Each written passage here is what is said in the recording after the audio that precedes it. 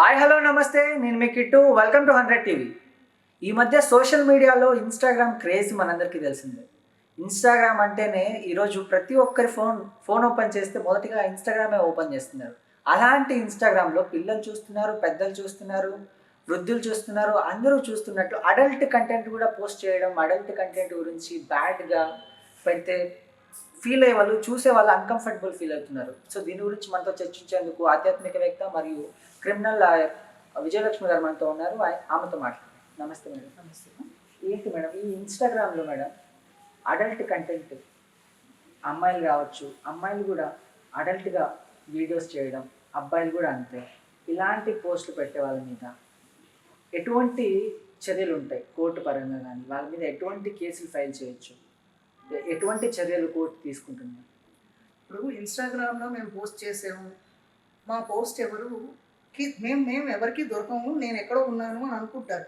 పిల్లి ఎప్పుడు కళ్ళు మూసుకుని పాలు తాగుతున్నాను, అది మర్చిపోతుంది ఏంటంటే నన్ను ఎవరో చూడట్లేదు అని అనుకుంటుంది. కానీ పిల్లి ఎవరిని చూడట్లేదు, అది కళ్ళు మూసుకుంది, ప్రపంచం మొత్తం చూస్తుంది. సో ఇలాంటి తప్పులు చేసేవాళ్ళు కూడా ఏంటంటే వాళ్ళు చెడిపోయినదే కాకుండా సమాజాన్ని కూడా చెడదీస్తున్నారు కదా, ఆ హక్కు వాళ్ళకి లేదు. ఇలాంటివి కొద్ది రోజులు వాళ్ళు ఎవరైనా ఊరుకుంటారు. ఒకవేళ ఎక్కడి నుంచైనా దాని మీద చిన్న కంప్లైంట్ కానీ వచ్చింది అనుకో, వాళ్ళు ఎక్కడ ఉన్నా కూడా ఇవాళ రేపు సోషల్ మీడియాలోని ఏంటంటే అకౌంట్స్ కూడా వేరే వేరే పేర్లతోటి కూడా అకౌంట్ క్రియేట్ చేస్తున్నారు, ఫేక్ అకౌంట్స్ క్రియేట్ చేస్తున్నారు. కొద్ది రోజులు కనిపించరు, కానీ సైబర్ క్రైమ్ అనేది ఒకటి ఉంది. అది ఎలా జల్లెడ పడుతుందంటే దానికి ఎక్కడ నువ్వు ఉన్నా కూడా ఈగిల్ అయ్యి అనమాట, ఎక్కడున్నా పట్టుకుంటుంది. కాకపోతే కొంచెం టైం తీసుకుంటుంది. వీళ్ళు కనుక దొరికేదే అనుకో, ఈ కంటెంట్స్ పెట్టిన వాళ్ళ మీద మాత్రం చాలా క్రూరమైన, అతి ఘోరంగా పెడతారు కేసులు, మళ్ళీ బయటికి రారు. తర్వాత ఈ సమాజంలోని వీళ్ళని ఇప్పటి వరకు ఏదో వీడియోస్లోని హాఫ్ మొహం, హాఫ్ కాలు, హాఫ్ చెయ్య చూపిస్తున్నారు కదా ఇన్స్టాగ్రామ్లోని. అప్పుడు ఫుల్ ఫేస్ తోటి సహా కోర్టులో నిలబెడతారు. వాళ్ళకి గౌరవం ఉండదు, మర్యాద ఉండదు, చీ అంటారు. వీళ్ళ వల్ల ఏంటి, చిన్న చిన్న పిల్లలు ఇప్పుడు అమ్మ నాన్న ఏదో పని చేసుకుంటారు, పని చేసుకున్నప్పుడు వాళ్ళు అల్లరి చేస్తూ ఉంటే ఆడుకోరా బాబు అంటారు, ఆ ఫోన్ ఇచ్చేస్తారు. ఆ ఫోన్ ఇవ్వడంతో ఏంటంటే వాడేదో ఇలా ఇలా అనుకునేసరికి ఇది వస్తుంది, చూస్తాడు. కానీ అమ్మ వాళ్ళ దగ్గరికి వెళ్ళి చిన్న పిల్లలు అయితే చెప్తారు. కొంచెం ఈవేళ రేపు కొంచెం ఇంట్లో 10 years వాళ్ళకే వాడు నవ్వుతూ చూస్తాడు. అది వాడికి ఏంటో తెలియదు, కానీ క్యూరియాసిటీ ఏంటిది, వాళ్ళు కూడా నేను చెయ్యాలా అనే దానికి వాళ్ళకి వచ్చేస్తారు. దీనివల్ల ఏంటంటే క్రైమ్స్ పెరుగుతుంది. మీరు విన్నారో లేదో చూడండి, అది 12 years తీసుకుంటే మేడం ఎలా చేశారని అడిగితే ఫోన్లో చూసి అదే ప్రాక్టికల్గా ట్రై చేశాడు. అలాంటివన్నీ వస్తాయి. కాబట్టి వీళ్ళని అడ్డుకోరు అని వాళ్ళు అనుకుంటున్నారు. మీ ఇష్టం, మీరు చేసుకోండి. వాళ్ళ ప్రైవేట్ వీడియోస్ వాళ్ళ ప్రైవేట్ పర్సన్స్కి చూపించుకోవచ్చు, కానీ ఇలాంటి పబ్లిక్గా పెడితే మాత్రం వాళ్ళకి ఎప్పటికైనా ఉచ్చు బిగుస్తుంది అని అనుకోకండి. వాటిలో బెయిల్స్ కూడా రావమ్మా, అలాంటి కేసుల్లో ఇరికిస్తారు. ఎందుకంటే ఇది ఒక్కరికి సంబంధించింది కాదు, పబ్లిక్కి సంబంధించింది. పబ్లిక్ని చెడపడానికి నీకేమనుకుంది? ఇందులో చిన్న చిన్న పిల్లలు ఉంటారు. ఇన్స్టాగ్రామ్ చేయండి, ఎవరికైనా ఇన్స్పిరేషన్ ఇచ్చేటట్టు చేయండి. అంతేకాని ఇది ఒకటే చూస్తారా అనుకుంటున్నారా?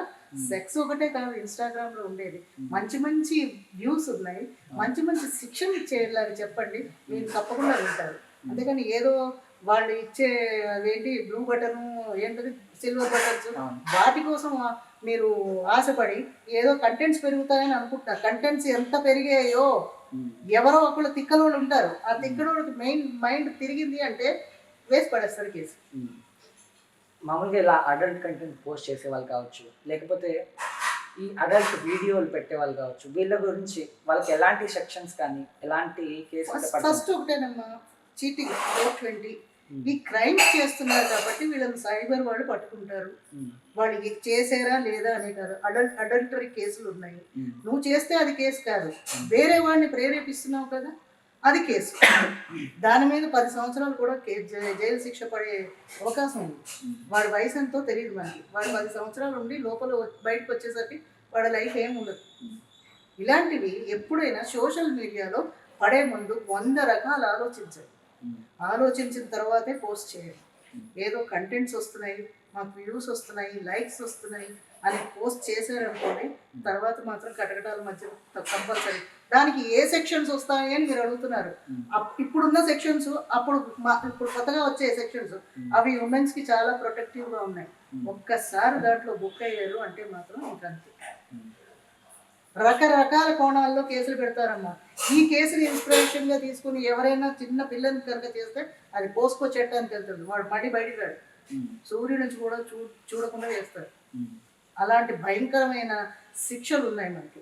వాళ్ళు ఏదో మమ్మల్ని చూడట్లేదు, పిల్లి పాలు తాగుతున్నట్టు చేస్తున్నారు. దయచేసి పెట్టకండి, ఎందుకంటే మన సమాజాన్ని మనమే పాటు చేసుకుంటున్నాం. ఇవాళ పౌరులు రేపటికి చిన్న పిల్లలు రేపటి మంచి పౌరులు అనుకుంటున్నాం. మనం ఏం తయారు చేస్తున్నాం?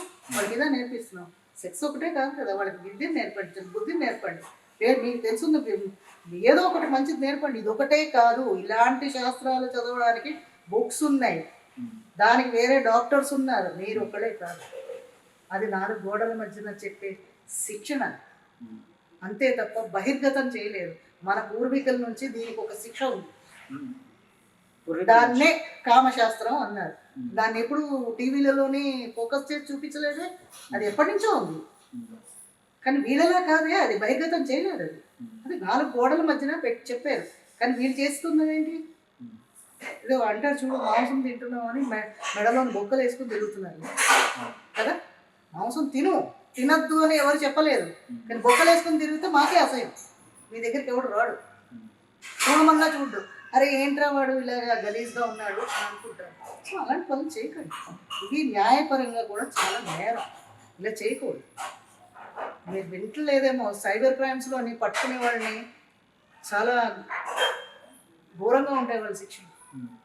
పోలీసు వాళ్ళు ఇంట్రాగేట్ చేశారంటే వాళ్ళు చేసిన మజాగా చేసిన ఉంటాయి చూడు, అవన్నీ తీర్పు వాళ్ళకి అర్థం కావట్లేదు. 3rd డిగ్రీ దాకా వెళ్తాయి. 3rd డిగ్రీ అంటే ఊహకు అందని డిగ్రీ, అంత పెయిన్ఫుల్గా ఉంటుంది అది 3rd డిగ్రీ.